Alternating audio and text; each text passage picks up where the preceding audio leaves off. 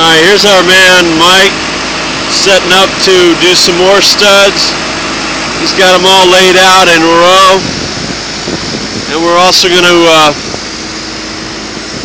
watch him do a couple of these. Fire in the hole. Yep. Let her rip.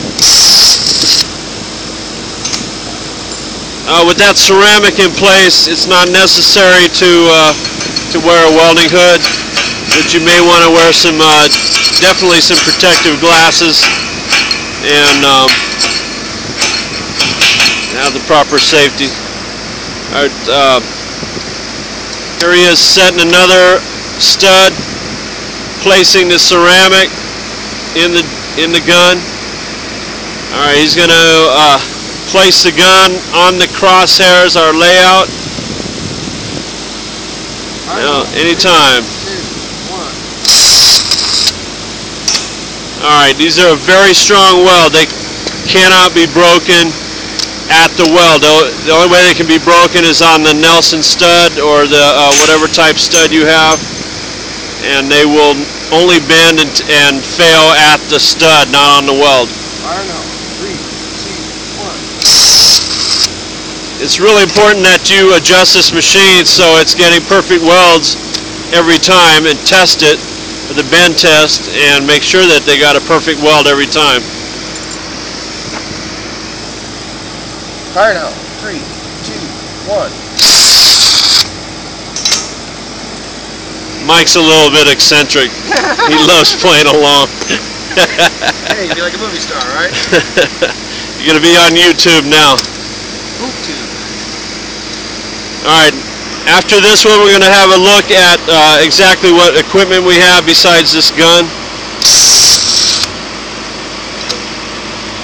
And as you can see, we can have a pretty fast pace if you got your layout ready and your equipment ready. Alright, now let's go look at the power supply. It's so fun to watch this.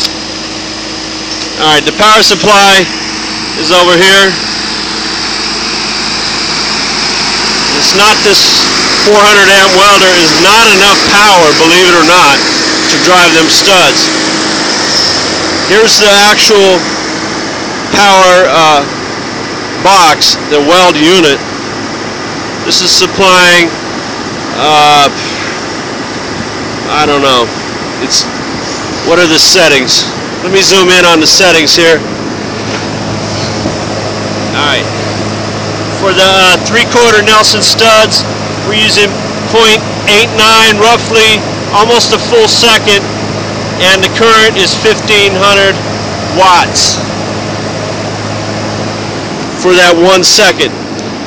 Now here's this is a power plant for that welding machine, and this is a 220K, which is 220,000 watts.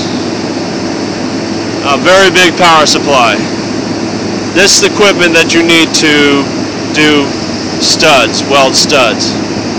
That's it.